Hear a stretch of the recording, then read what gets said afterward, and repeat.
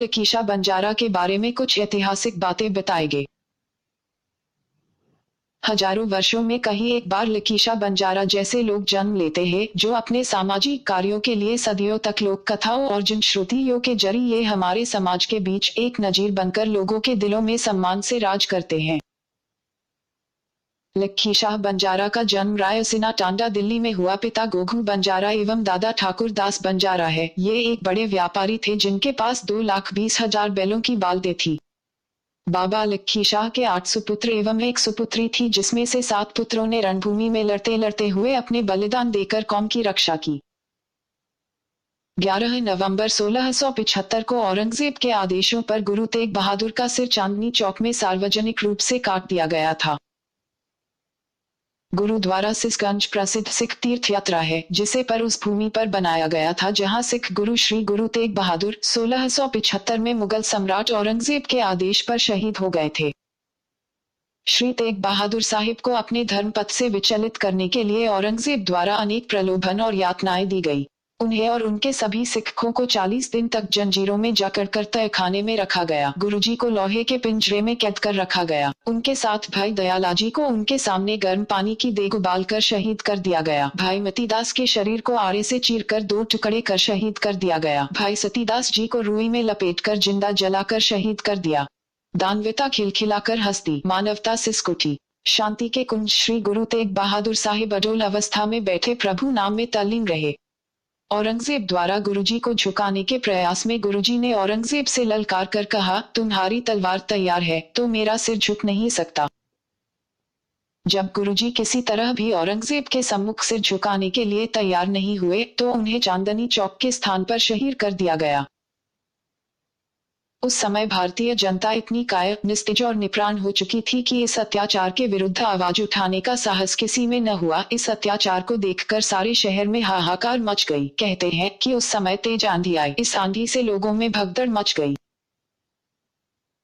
इस भगदड़ में आंख बचाकर भाई जैताजी गुरुजी की पावन शीश उठाकर श्री अनंतपुर साहिब की तरफ चल पड़े तथा लखीशाह बंजारा ने गुरुजी की पावन मृतक धड़ को उठा लिया, लेकिन गुरुजी की पवित्र देह के अपमानित होने बचा लिया और रीति रिवाजों के साथ संस्कार किया।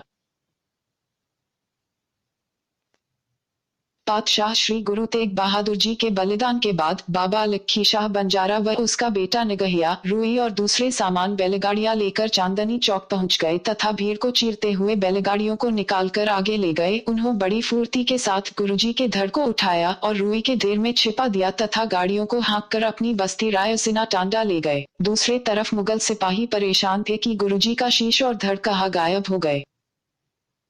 मुगल सरकार के डर से चूंकि खुलेआम संस्कार करना खतरनाक था, इसलिए लखीशाह ने शहीद गुरुजी के धड़ को बड़े सत्कार के साथ अपने घर ले गए और अंतिम अरदास के बाद उन्होंने अपने घर को ही आग लगा दी। घर धूम धूम कर जल रहा था, लपटें निकल रही थी। संपूर्ण आयु तिनका तिनका जोड़कर बनाया आसियाना लखीशाह बंजारा के जीवन का आश्रम स्थल उनके व उनके परिवार सम्मुख भस्म हो रहा था। वह दाहर रहे थे, बचाओ बचाओ का शोर मचा रहे थे, परंतु अपने घर को आग की लपटों से बचाने का प्रयास नहीं कर रहे थे। वे संतुष्ट थे कि वाहिगुरु की कृपा से वे श्री गुरु तेग बहादुर साहिब का धड़ सही सलामत उठाकर लाने से उसका दाह संस्कार करने में सफल हो गए। गुरुजी की पवित्र मृतदेह से मुगल खिलवाड़ करे, कोई अपवित्र हाथ उनकी पावन देह को स्पर्श करे, यह उन्हें सहनीय नहीं था। लोगों के मन में दहशत फैलाने के विचार से तत्कालीन मुगल हुकूमत ने निर्णय लिया कि गुरुजी के पावन शरीर के 4 टुकड़े करके राजधानी दिल्ली के 4 प्रमुख दरवाजों दिल्ली, अजमेरी, लाहौरी और कश्मीरी पर लटका दिए जाएंगे।